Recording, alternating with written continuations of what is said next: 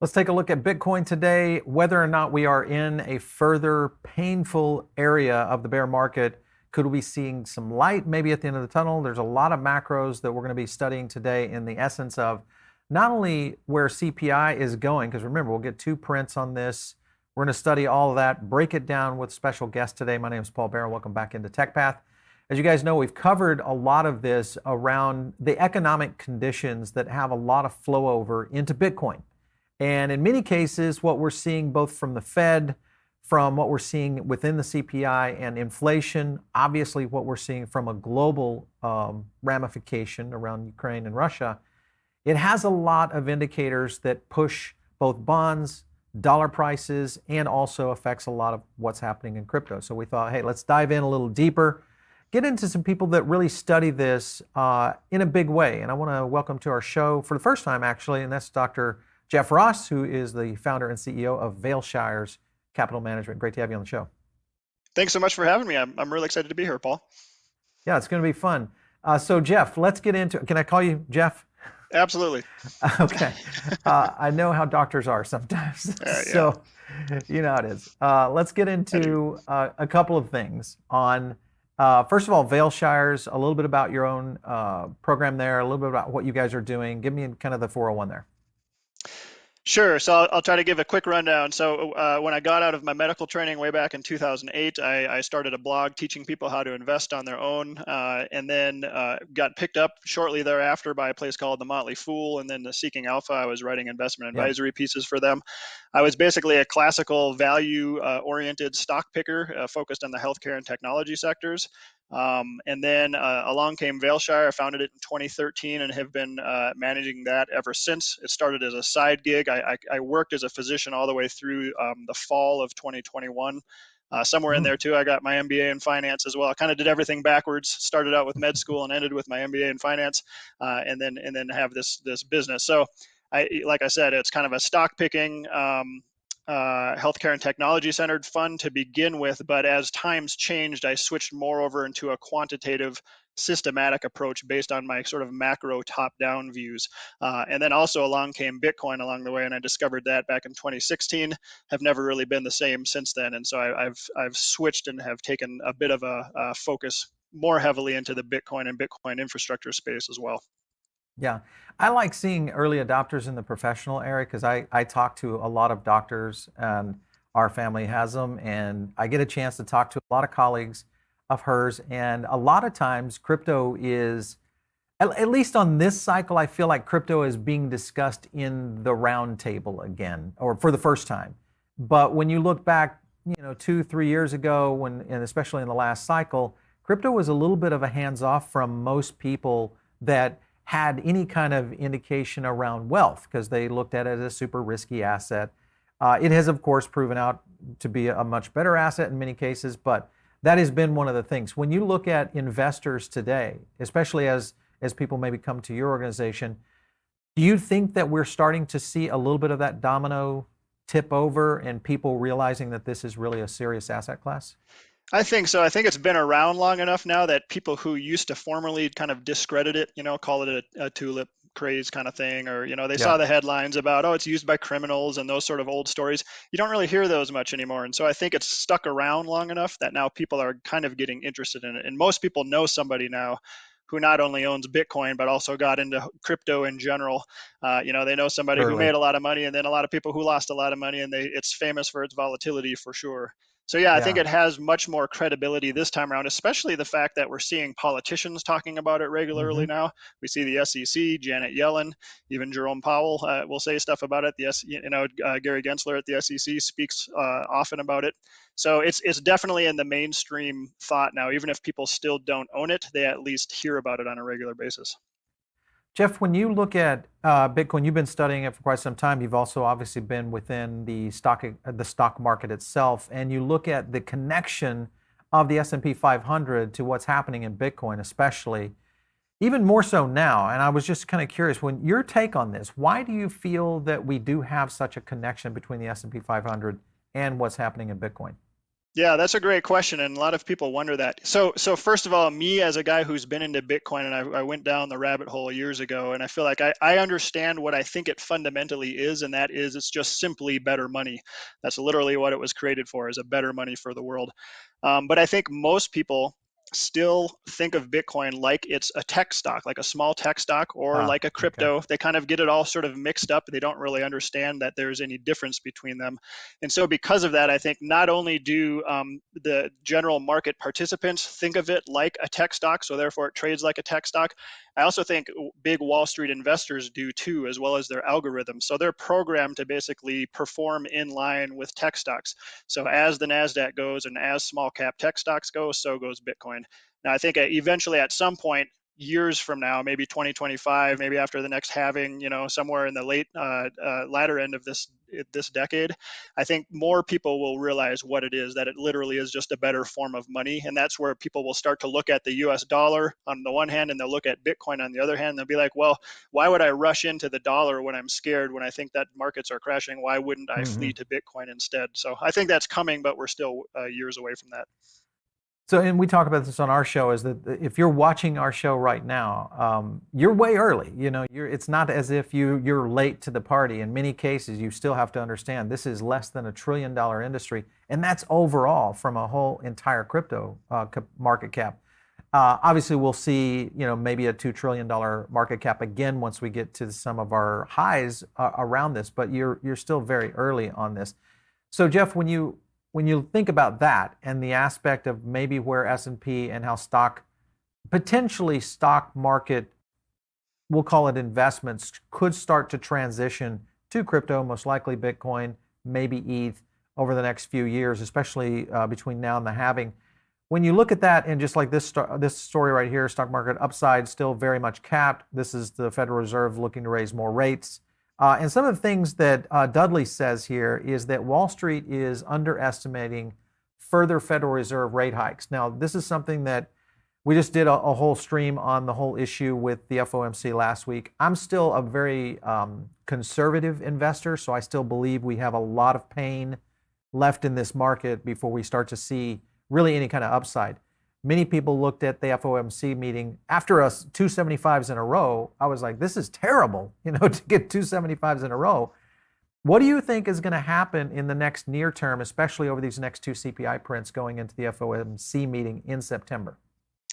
Great question. So lots of things to consider here. First of all, I think that inflation probably has peaked in the near term. So I think that 9.1 print was probably the high, and we will see some disinflation going on from here. Now, that doesn't mean the market is celebrating that already, right? We've seen this great bear market rally.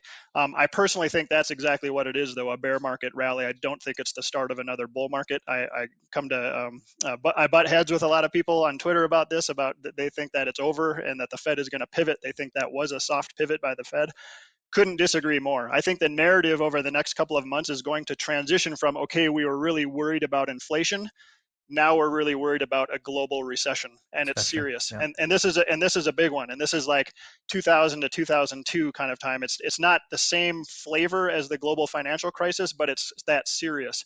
And so I think this is going to last for quite a bit longer than most people are anticipating. And there's much more downside to come. And I agree with the earlier article you showed. I think equities especially have a lot more room to fall to the downside. I would not be surprised to see the NASDAQ and S&P fall another 20% or so from here, or even more, and maybe to reach a total of 40 or 50% down for the NASDAQ and S&P 500 before this is all over. Man, that's a big statement. Dudley mentioned that, some of the things he was mentioning in the article, but he kind of went the other direction. If stocks continue to rally, he kind of looks at this as it's kind of in your face to what Powell and the Fed is trying to do in terms of correcting the market from an inflation standpoint. Even though I think right now, to your point, we may be seeing a false rally here, both on the stock exchange. Obviously, with crypto, we've started to see some softening with Bitcoin already. But here's the key: with you kind of going the direction of maybe a soft, I still feel like we're going to get another positive print in this month. We'll see when August hits. But if we were to say jump down to 9 or maybe under 9 in August and continue to slow down, you think that right now the wreckage is already on the side of the road for a recession? It's going to work its way in because of jobs and so on. starting to hit. What would be some of the triggers that you're watching through between now and the end of the year that would indicate that being so? Well, I'm watching a lot of different indicators. I think stuff that most of the popular press already knows about. Consumer confidence is at record Sure. lows. Small businesses have they're already freezing hiring, and lots of them are already Hmm. starting to lay off employees. That's actually what the Fed wants, by the way, and they've made it very Right. clear. They want to destroy demand, right? They want to see this stuff happen, and I get that it's frustrating for me to see that because there's actual people who are losing their jobs. That's what they mean when they say they want to see unemployment rise. I don't like hearing that kind of thing. But they're going to succeed in their demand destruction. I think we're already seeing a clear rollover in residential real estate. Obviously, Hmm. stocks are rolling over. Commodities obviously are rolling over. One of the big things I was watching and telling people when oil was up in like the 110, 120 a barrel range, I was saying, watch for oil. That's the last of the commodities to go down. And when that goes down, that can pull everything down with it. And it has a Hmm. serious disinflationary effect. And that's why I think we get a lower prints in the future, because now with oil, I think it's in last time I checked in the $94, $95 a barrel Yeah, range. under 100. Okay, yeah, and so that's what I think. Besides, so when you factor in that, plus what is kind of the auto sector, transportation sector doing, plus what is housing doing, those are very powerful forces to bring down inflation, at least in the near term. By the way, I want to make this very clear. I don't think this is going to be a one and done deal with inflation. I think we're going to have a decade of high inflation where it's going to be very choppy and problematic for the Fed to deal with, kind of like back in the 1970s, Mm. where they're just not going to get over it. So even if they do try to get dovish again and pivot, which everybody is looking for, then I think inflation instantly becomes a problem again. And I think they're sort of stuck in this catch-22 where they want to loosen up, they want to ease and get dovish, but inflation is going to be persistently high and cause real problems for them. So we'll Well, see what that's an happens. interesting, yeah, that's an interesting statement. I was listening to the All In podcast with Chamath Palihapitiya, and he said the same thing, is that he thinks inflation is in a position right now where it's going to stick around for quite some time. Now, maybe not at the levels that we're seeing it right now, but definitely increased inflationary period that could be extended over a long period of time. With that, if that were to come true, how much of an effect do you think that would have on the US dollar and the 10-year Treasury bonds? Because that obviously is an indicator for a potential safe haven. So a couple things. First of all, I like to always distinguish between monetary inflation and price inflation, and I think that Okay. gets confused a lot in the popular business media, CNBC and such, because people just sort of throw out inflation in general, and they'll say things Hmm. like, "Well, I thought Bitcoin was supposed to be, the anti-inflation. It was a Inflation hedge against hedge. Yeah. inflation." Yeah. And I would say it absolutely is a hedge against monetary inflation, monetary debasement, but it's Yeah. not necessarily a hedge against price inflation. That's kind of a whole different beast. So how will this affect all these things? First of all, I think the dollar is gonna continue to strengthen if we go deeper into a recession in the U.S. and around the world. I expect even more dollar strength. So it's already been a pretty tough year. The dollar is a wrecking ball for most asset classes when it Hmm. takes off, and I think it's going to go even much higher. I think we'll get up to the 110, 115, 120 level on the Dixie possibly, and it's going to be a wrecking ball. I also think that people are going to really desire safe collateral. So what do they do besides the dollar? The next best collateral are U.S. Treasuries, Yeah. namely long-dated U.S. Treasuries. So I expect, we had a recent high, a recent peak in the 10-year yield. I think it went up to about 330 or so, and Yeah. that's been on its way down. Although it's interesting today, it's climbing back up a little bit. It's creeping, but I think we're going to see much lower rates. So basically, people are going to be flocking to buying long-dated U.S. Treasuries, and that's going to drive interest rates down. That's kind of typical recessionary behavior for Treasuries. Yeah.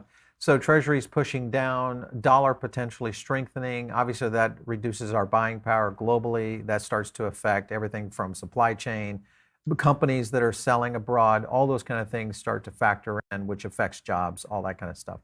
Couple of tweets here. This is one from Anthony Pompliano. Americans handed 1,200 in exchange for a 40-year high inflation rate and a recession. Not a good deal, in my opinion. Then you had Zero Hedge kind of talking about this right here, which is the point that Powell was kind of getting to, and that is that we actually have a little bit of a jolt in the job market right now. So potentially a 605,000 job drop, which is the third biggest on record right now. So with that being the case, jobs starting to slow. I also think that we're also going to see some credit problems and credit crunch because people are going to be deploying into credit much more as things get tighter. Credit crunch, jobs continue to fall. Maybe we get some softening on price inflation, but interest rates continuing to rise. What kind of economic environment is that for Bitcoin? I'm not overly pessimistic on Bitcoin at this point because it has fallen so far. I think it's taken the brunt of it already. Um, but I also don't. I'm not overly optimistic, right? When you have just a general decline in worldwide liquidity, there's just not Mhm. enough to go into Bitcoin. There's not, and because people still see it as a risk asset and not a risk off asset, they generally don't go nuts and pour all their money into Bitcoin in these kind of situations. So the optimistic side of me says that Bitcoin maybe trends choppy sideways, maybe grinds a little bit higher over the coming months and quarters, even while equities dump further. And I do think they will dump further. The pessimistic side says we trade sideways and then we see one or more capitulatory type events where it dips down to maybe 15,000, maybe dips down to 10,000. I would say though that if it does that, I think they will get scooped up very quickly. People will buy that, and I don't think it will hang out there for long. So I think we're basically near a bottom, or we're in a long, drawn-out bottom formation that may go on for months and months, quarters and quarters even, before we start to tilt upwards again and hit the next new bull market. This tweet coming in from Simon Ree, he talks about the tech wreck. This is what you're referencing, the 2000 period, which is where the NASDAQ 100 declined 83%. So that being the case, there were 7 bear market rallies of more than 20%. Do you see those kinds of, because I think we're in one right now. I would agree with you. I think we're in a bear market rally. How many of those do you think we could cycle through? I'm not necessarily putting you on a number, but do you think we could see more of these as we see these little false signals coming out of the Fed? I see this bear market as being very similar to 2000 and 2002, where tech and innovation and growth and crypto take kind of the brunt of everything. That's Yeah. why I think they still may have further to fall, and I do think it lasts longer, but I don't think it lasts that long. So 2000 to 2002, 2.5 years ish was about how long that lasted. I think this is about maybe half that, 1.5 years or so, where we're going. So basically, I consider that we started the start of the bear market rally in tech stocks was basically November of 2021. I could see this continuing into the first half of 2023, where we just never really regain our foot before that, and then we bottom at some point. And then I think I would look for Bitcoin to be the canary in the coal mine, the first thing to sniff out a bottom, just like it was the first to sort of Mm. sniff out a top way back in Q4 of 2021. And so I don't know when that will be. I think we'll see a bottom in Bitcoin probably Q4 of this year, or Q1 of 2023. And then I think tech stocks will be just a little bit behind there, not far off behind them. Interesting, because that's a date in which we've been looking at both from a sentiment analytics side, our tech side of our business, our media companies. We've been analyzing sentiment for years, and I'm always interested in these cultural sentiment patterns. And Bitcoin is a unique, I should say, crypto in general is a unique cultural investment class because you have all of these communities, we'll call them, that have so many, very, very avid opinions about whatever crypto, you can name it, any project out there from Cardano, all the altcoins, you name it, to what we see in obviously with Bitcoin maxis that really kind of fly in the face of what traditional investment classes do, which are fundamentals. Usually you get a lot more reporting, a lot more data. Things are different with the blockchain. With that being the case, any other thing that you see that could explain the kind of rally that we're seeing? So what I'm trying to figure out, is there a pattern here that could be developing as we see these responses to the Fed? Because I think we'll see another pattern maybe in September when the Fed comes back in. Obviously the ETH merge happens then. There's some things that timing-wise could be very interesting here for both Bitcoin and other assets. But do you see a pattern developing here in the near future? I think there's lots of macro signals. First of all, to your earlier point, this is a very normal and typical bear market rally, right? To see a 15 or 20% rally within a larger bear market is actually quite normal. It fools people. Almost everybody thinks it's over every time we see one Yeah. of these rallies. They get sucked in and then they get drawn down, and it's pretty unfortunate for them. Macro things that I'm looking at. First of all, it was extremely interesting, right, that we had the very high CPI print earlier, like last week, and then we saw the the GDP came out as negative Yep. to the so Yep. two consecutive quarters of negative GDP growth. Basically everything was negative, and I think and then the market pumped because of that. So the market Hmm. interpreted that as, I think what the way I read it as, the market interpreted that as it can't get any worse than this. We've peaked in Hmm. inflation. We've gotten about as bad as it can get for GDP. The Fed's going to have to pivot probably. That's, I think, what they think. They think they're going to go from very hawkish to probably just let's take a break for a little bit. I'm not convinced they're right, and and it's changing as the days go, and we can talk about that in a little bit. But those are the macro factors that I'm looking at. And but in addition to what's important to me is we're still going to see, I think, negative GDP growth going into the fourth quarter of this year and probably into the first quarter of next year. So we still have severe economic weakness to get through first. And I know, and I like to be very clear about this, the stock market is not the economy, but they're definitely in relation to each other. And so when you have this massive weakness and you still have the Fed tightening or threatening to tighten, that's still going to hinder markets in general. So I definitely don't think we're out of the woods quite yet. I was listening to a podcast from Macro Alf, and he had some interesting statements. First of all, his podcast, you guys should check it out, the Macro Compass. Crazy Market Rally explained, and this was around the 75 basis points. But one of the things he mentioned right here was this thing right here. We are now at levels broadly in line. This is coming from Powell. Broadly in line with our estimates of neutral interest rates after front loading. Our hiking cycle until now will be much more data dependent going forward. So they've kind of been doing this with, I feel like he stated that not with a lot of data, but they're expecting a lot more data. With what you're saying is if we get more negative GDP, that's going to be a lot more data. Neutral CPI, price indexes, potentially strengthening dollar, situations with the long treasuries, all of that coming into the Fed now. With that being the case, do you feel like he's going to have to eat his words a little bit for softening on interest, or do you think we're going to continue to see a little bit of toning down the interest rate hikes in the next few meetings? Well, he'll definitely eat his words, right? The Feds are notoriously always famously wrong, Yeah, and they're always behind the curve because they're looking at lagging data, and the rest of us in the exactly. market are looking ahead to what's coming. And There you I go. get it; they can't do that, right? They have to base it off solid, definitive information. So that's kind of why they have this lagging approach. It's very frustrating though when you're a market participant to see what they're doing and see them tightening into such a terrible economic situation. What I follow closely is what are the treasury rates doing. So I look at the 2 years and the 10-year yields Hmm. because they usually provide a cap for the federal funds rate. So right now the Fed funds rate is at 2.25 to 2.5% after their recent raise. The 2 year, it's gone up a lot today, but it's up to 3.07%, and the 10-year treasury yield is at 2.74%. That to me is basically the cap of what the Fed can do. So they could come. So say the U.S. 2 year stays this high, and who knows, maybe the CPI comes down a little bit, or it's somewhere between like 6 and 9% by September. I think that would basically cap the Fed, and they wouldn't be able to do more than one more 50 bips raise.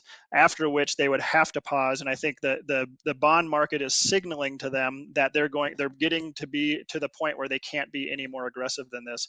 I think they'll be forced at that point to pause, and they'll be forced to pivot and head lower again, and that's when quantitative easing will start again. I don't know exactly when that happens, but the timing for me works out to be probably September is when that's going to be a really important meeting, and I'm going to be Yeah. watching very closely to see what they say at that point. I kind of agree with you. I think the 50 would be an interesting, because they're trying to get, I think it was 300 basis points for the year, right? Through Mm-hmm. the end of the Three, year. three, So, 350, I think they've been targeting. okay, so right now, where are we at right now? We're at 250. 275? 250. Okay, 250. so Yep. Mm-hmm. we've still got a bit going. So it could be a 50 and maybe a quarter after that, which to your point could start to see that pushing out of it. But do you think with that kind of structural definition from the Fed that people would look at this as, oh, this is the bottom, we're in, now we're going to see these up cycles and we start seeing money moving back into the market? They certainly may, and I think that's what participants are already starting to factor in. They think, oh, okay, I think things are turning dovish. I think probably we have peaked, we've hit the bottom on lots of indicators. Now it's time to pivot and go bullish again. But I think to kind of talking about what I was saying earlier, the focus has been on inflation all the way up until this point. I think Right. most people still don't understand yet that we are headed into not just a US recession, but a severe global recession Global. Yeah. based on the things that I'm looking at. And so we're going to transition from, yay, let's celebrate, we figured out inflation, the Fed brought it down again, go Fed, even though it's probably not even the Fed that controls a lot of that kind of thing. They did it at a huge cost of demand destruction, which means lost jobs, things like that, Yeah. is putting people out on the streets. The wealth effect is way down. But then they're going to turn and say, oh shoot, there's a recession coming. Now what do we do? And then that's when I think part two of this recession in the bear market starts in earnest. And that's why I think we go down another 20-30% from here, because we still have to deal with this huge economic recession going on. I'm looking here at Daily Hodl. Fidelity Macro Expert says Bitcoin and Ethereum now impenetrable markets. And this is Raoul Pal talking about this. He's a big ETH guy, but he also is a big proponent of what's happening within Bitcoin itself. Now, impenetrable is a pretty strong word. If you think about asset classes out there, even I, who invest in some stocks, very select stocks, some super volatile like a Tesla or something of that nature, but I still think those are not impenetrable. But at the same time, I look at crypto in general, and I think it's one of the most difficult investment choices I have to make every day. So why would Raoul Pal go in this direction of these are untouchable at this point? I would say give me a position. I think he definitely thinks I think he thinks crypto is inevitable. I think he thinks everything about Web3, DeFi, gaming, all of that stuff is completely inevitable at this point. Doesn't matter what the SEC thinks, doesn't matter what the public thinks, doesn't matter if we're heading into an economic recession, blah, blah, blah. I know his views because I do follow him, and I know that he thinks that we've probably bottomed or we've close to bottomed on crypto, and then and it's a massive upside from here. I am just not as optimistic as he is, and like I said, and admittedly, okay, I used to be into crypto, and I'm basically a Bitcoin only now at this point. And just because that's where I want to put my focus, I want to put it on this, what I think is better money for a better world. But I think the rest of crypto to me, it's concerning. It's the SEC, I think, is making it very clear that they have issues with a lot of these things. They still consider these things to be securities, and that stuff has not been decided yet. And so until then, I think that's a massive risk overhang that the sector has. And whether or not they can, and I know they don't have the manpower to go after 20,000 different cryptocurrencies for sure, but they definitely can go after the exchanges, and they already are going after the exchanges. And so that adds a significant amount of risk to the space in general. So is it impenetrable?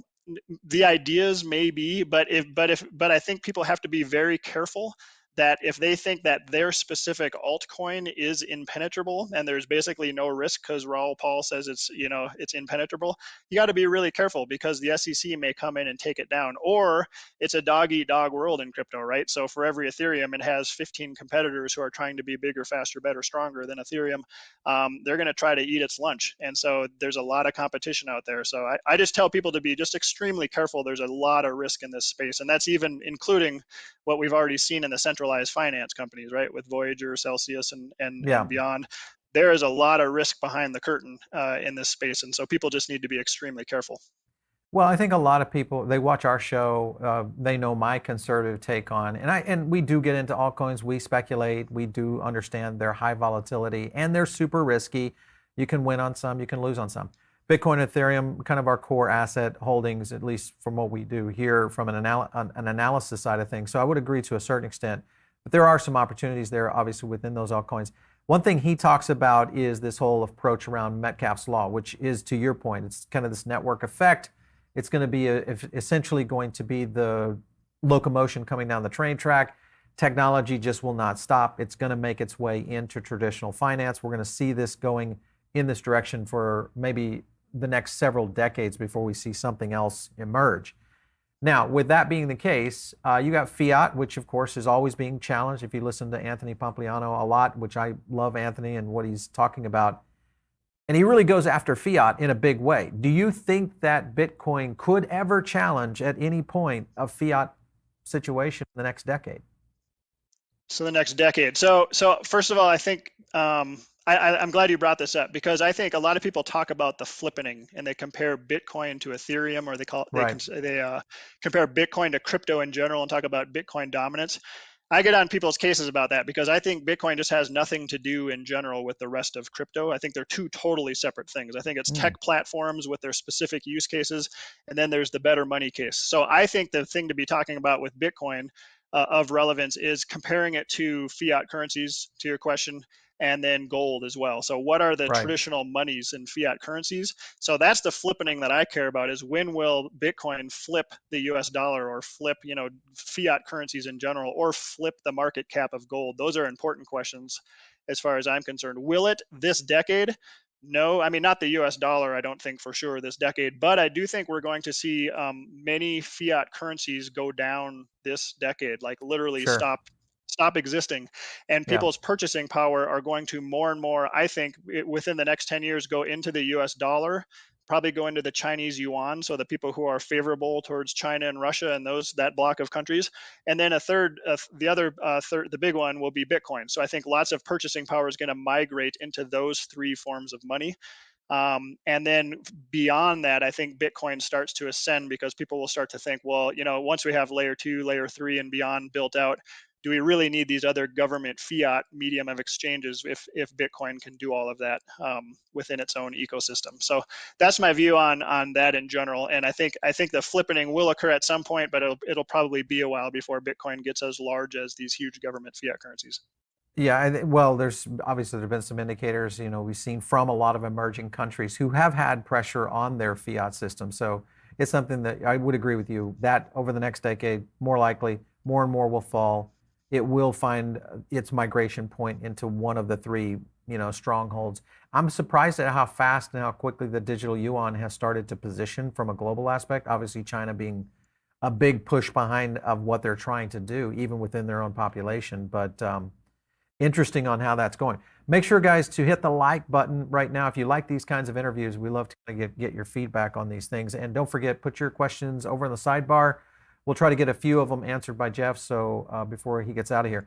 I want to go to a couple of other points, and this is especially on the 401ks, what we're seeing in traditional finance. So here's a tweet. Democratic senators chide, this is basically kind of, sticking a pin at Fidelity Investments for a BTC exposed retirement fund. Elizabeth Warren, obviously, and two colleagues write up a Fidelity CEO to express their displeasure with this 401k offering potential. More and more of this is coming this way. It's like the banks and all these investment funds are like, hey, wait a minute, there's a party going on over here. We need to kind of follow what's happening.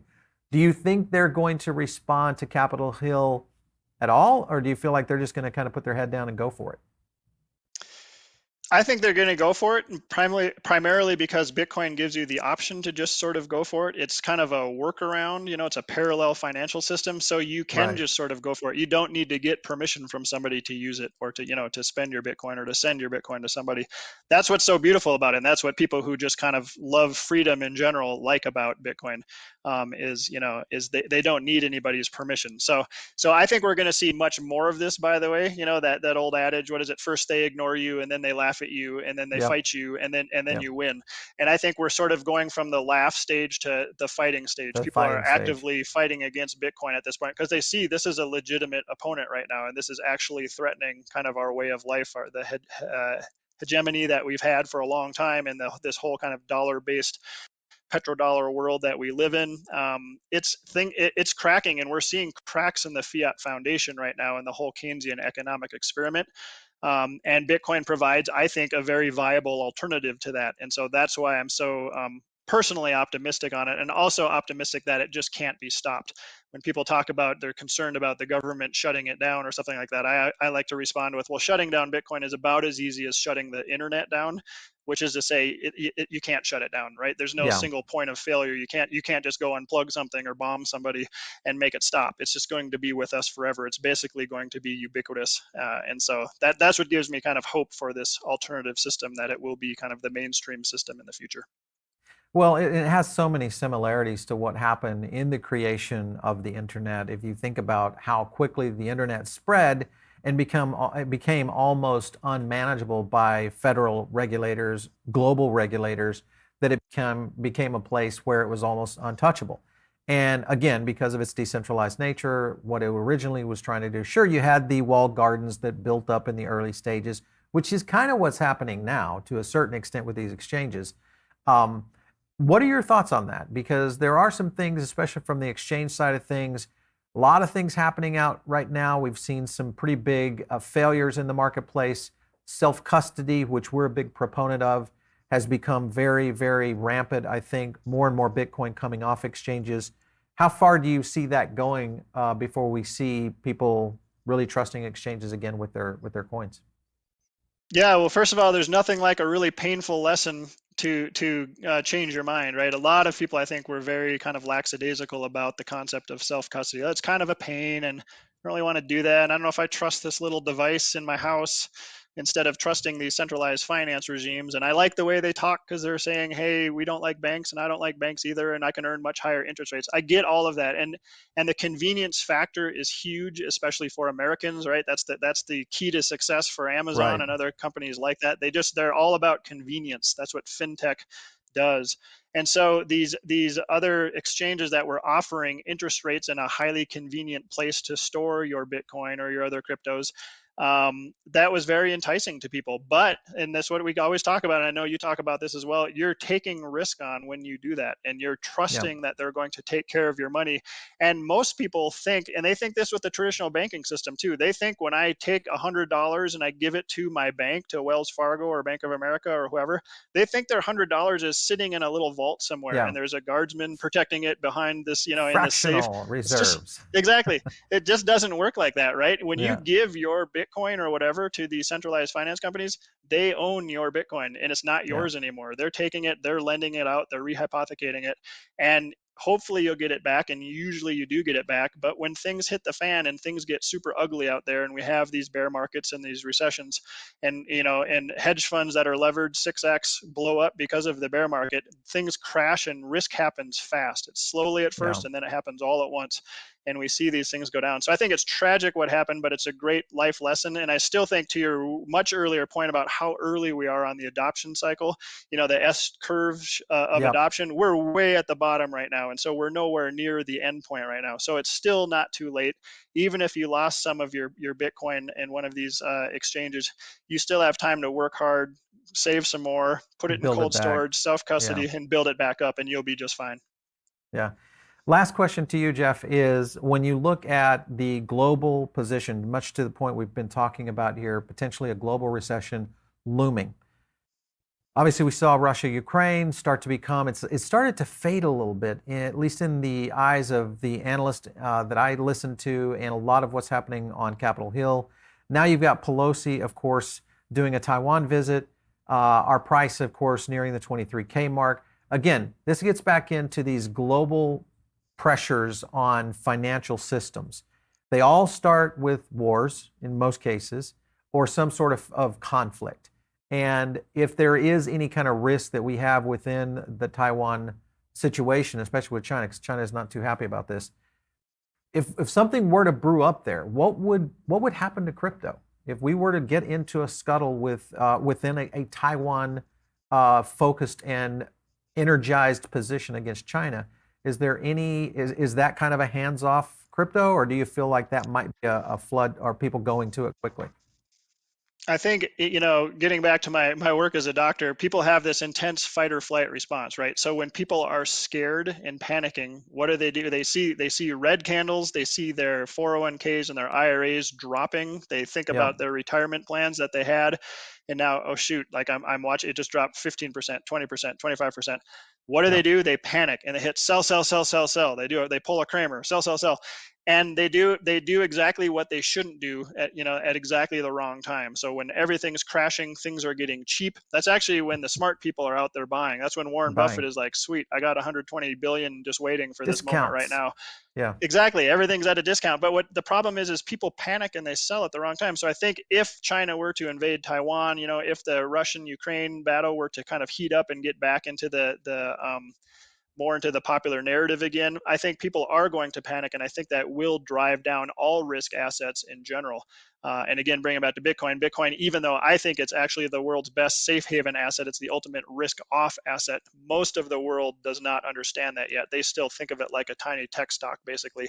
And so I think all of those get hurt in the near term. But I always tell people, know your time frames, right? If you're a Yeah. trader, that's one thing. If you want to make quick gains and short it quick and try and think that maybe it's going to go down to 15 or 10,000, great. But if you're a long-term investor and saver, you should be just licking your chops right now for these opportunities to buy Big Bitcoin on time. the cheap, because at some point we're going to get through this. At some point the recession ends, we bottom, the bear market will be over, and then it's going to be off to the races again, right? The central banks are going to be back to their easing again.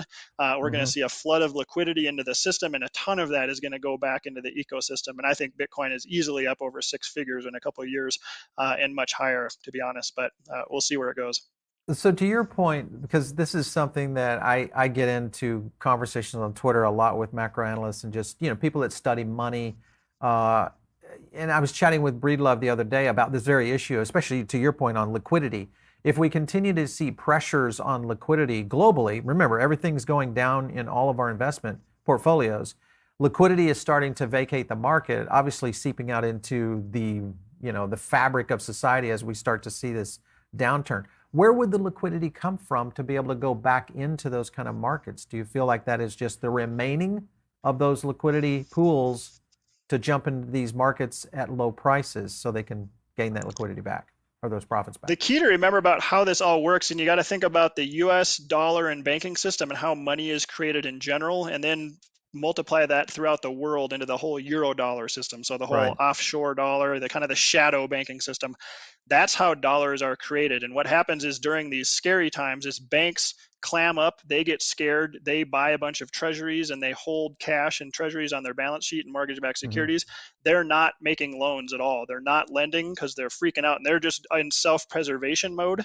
Yeah. So the supply of money, liquidity contracts. But when we get through this and bottom, and then you'll see the Fed come out, right, and other central banks as well, they'll come out and be like, hey, we're going to buy $10 trillion worth of treasuries and mortgage-backed securities. We're going to make this little reserve token. We're going to give it to banks. We're going to take their treasuries. That's going to force banks to go out there, and they're going to have to decide at some point, look, the coast is clear. We can get out lending again. We can Yeah. start recreating and reinflating the money supply again, and that's when we're going to see the next huge asset bubble. We're still a ways from that, by the way. I don't think a lot of people are celebrating it and acting like it's already upon us, and we're not on that part yet. I think we're talking 2023, somewhere where we see the beginnings of the credit creation again and the monetary expansion again. So Yeah, for sit tight sure. for that. Buy stuff while it's cheap, but get ready for the next bull market because it should be a pretty fun one. So Jeff, do you think our pump is over right now? This one that we've had up to 24, we're starting to see this reel back. Where do you think we are right now? Mostly over. I mean, it could go up a little bit more, but I think we're kind of getting to the upper echelons of it. I think we're getting kind of to the overbought levels of it. And like I said, I'm sort of skewed to the downside right now. So Okay. I think for people who are, it's not a great buying point if you're a short termer. You got to, again, know your time frames. If you're a long term Bitcoiner, I think this is a great price to be dollar cost averaging into. You may get cheaper Bitcoin in the coming months. That would be fantastic. So if you have a long term view, this is not individual investment advice, by Yeah, the way. sure. But yeah, just know your time frames though, and you can either be a trader or a long term saver and investor. For sure. Let's jump to a poll real quick and then we'll take a few questions. All right, so the Bitcoin 1 month outlook, still bearish, 66%. A lot of our fans, I think, well, of course, I hope I'm not influencing people because I'm just trying to report information, but a lot of people, I think, are looking to this as still bearish signals. So I think they're in agreement with you, Jeff. Let's get to a few questions here. One coming in from Jack. Jeff, what is your take on the NFT space? You obviously kind of talked about this, but do you like NFTs at all? Do you think there's a potential for this in the future, or do you even study it? I don't spend much time studying, and I will say what I do know of it is this. So there's a lot of, I'm friends with a lot of Bitcoin maxis, and I'm kind of a Hmm. borderline Bitcoin maxi, but I'm not a hater of this stuff. And because what I think about this space in general is it will always be with us. There's always speculators and collectors and gamblers and gamers, and all of that Yep. stuff is fine. And so I think it will always be with us. Could they have value? Like I look at it like just like some baseball cards had value that when I was a kid, and coins have value, and stamps have value, and paintings have value. Could some NFTs? Sure. Do they have practical use cases for like identity, those kind of things? Yeah, and those could be practical things. So I don't hate on it. I just encourage people to be very careful because they're just pure speculation, and that's fine if that's the kind of thing you want to get into. Okay, so another question here. If CPI data comes back and it's lower than 9.1 on this next print here in August, do you see a pump coming in crypto on that one if we were to see it under 9? It depends what happens up until then. So sometimes the markets kind of, the whole concept of buy the rumor, sell the news. Sometimes the markets sniff out that we're going to have kind of a favorable print. That may be Okay, what's going on right now. So I right wouldn't be now. surprised if it, just like it surprisingly went up after we saw the huge CPI print and the negative GDP, those counter trend, counterintuitive rallies, those kind of things. I wouldn't be surprised to see something like that. But it depends what Okay. happens up until then. All right, so you think better Bitcoin? Okay, so also, what does Dr. Ross think will be the next 4-year cycle peak in Bitcoin? So talking about the halvening, obviously we see that in 2024. I think it goes down to like a 3 point something Bitcoin per hash rate to get a block done. What would that look like leading in? Do you see a lead up potential for a little bit of a run toward that halvening, or do you feel like the halvening has to occur and then we see activity moving after?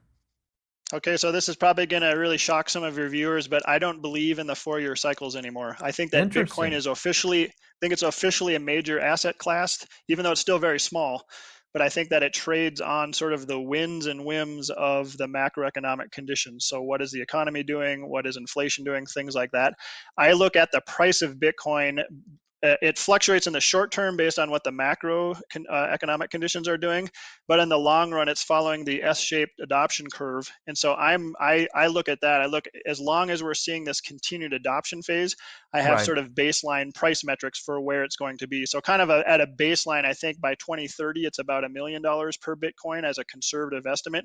In the meantime, though, it's going to fluctuate way down and way up and come way back down and up and down. I don't really care about those fluctuations. I just look kind of what is the baseline value of Bitcoin going to be. And so I hold about $1 million by 2030. I think that's a reasonable estimate. That's an interesting, because I mean, Kathy Wood has been on record talking about $1 million Bitcoin in 2030. We've seen many analysts kind of pushing this direction. And to a certain extent, there is some agreement there. I'm still a little bit more conservative at that point.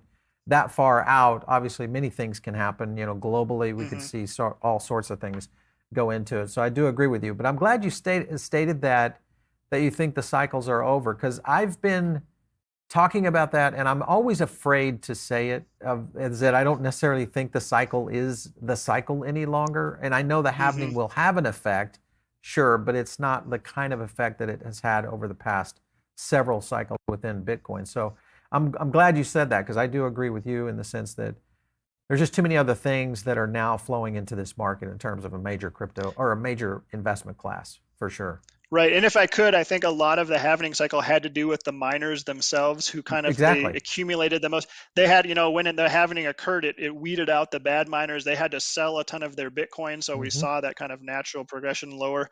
So I just think that's not how it is anymore. The public miners have access to, they can tap the markets, they can borrow money. They're like real companies now, and the miners don't hold nearly as much Bitcoin relative to what's out there in the general population like they used to. So just a Yeah. different world. That's why I think it's over. You think we're ever going to get a spot ETF? Is it Yes. ever going to happen? You think it's going to happen? Yes. Okay. All right. It's taking forever. And I think there's more going on behind the scenes. Gary Gensler, I think, would have pushed it through a year ago if he could have. I think, and this is my Really? tinfoil hat Wow. conspiracy theory, I think he's Okay. being pressured by people in government. And I'm not going to name names, but people who are very anti-Bitcoin and very Yeah. pro-U.S. dollar. I think they're telling him you can't do this because then you're giving it legitimacy. You're validating it as a money and as an alternative for the world. So I think they're just hemming and hawing and pushing it off. And one more thing, he's obviously has issues with crypto, right? And in Right. general, and so he wants to clean that up. But I think he's unfairly attaching those to Bitcoin, and holding Bitcoin, the spot ETF, hostage in the meantime while he's trying to clean up the crypto exchanges and things like that. Let me get this right. You actually think that Gensler is pro Bitcoin enough to approve a spot ETF, but he's getting pressure from other places to not do it? Absolutely. Wow. He's made it very clear that he thinks of Bitcoin as just a commodity money and that it's not a security. And if you think it's just a commodity, then what are you worried about? What There's does it nothing to matter? worry Yeah. about with it. Right. Yeah. It doesn't matter. Yeah. I mean, this is a professor of blockchain. I mean, he taught at MIT, so I mean, he Yeah. knows what's happening here. It's as if he's not aware. And it's been one of the things that I think a lot of people are still to this day just so shaking their heads of how could you look and understand blockchain to the level that you do, but yet not understand that this is easily a commodity. Flip it into an ETF. Let's get on with this. And of course you got Yep. all the big funds pressuring them. So interesting statement there, Yep. Dr. Jeff. I appreciate that candor. All right, so thanks so much for tuning in today. Great questions. Thank you guys for dropping those questions in for Jeff. We appreciate it. We'll definitely get you back on the show because I think you got some great insights. We'd love to kind of see that, especially as we start to roll into the fall. Q3 and 4, I think, is going to be some interesting fireworks for sure. But thanks for stopping in. We appreciate it. Thanks for having me. It was a lot of fun. Excellent.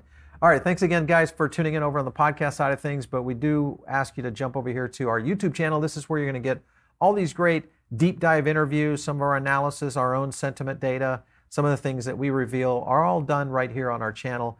It's really easy to find. It's just search Paul Barron Network. You'll find all of our videos, like a few, subscribe to the channel, make sure you hit the bell. It's going to give you live streams like what we're doing right now. So if you missed that, you're missing out here. Jump in, click that bell. You'll get notifications. It'll make it really easy. If you guys want to reach me, it's out on Twitter at Paul Barron. We'll catch you next time right here on TechPath.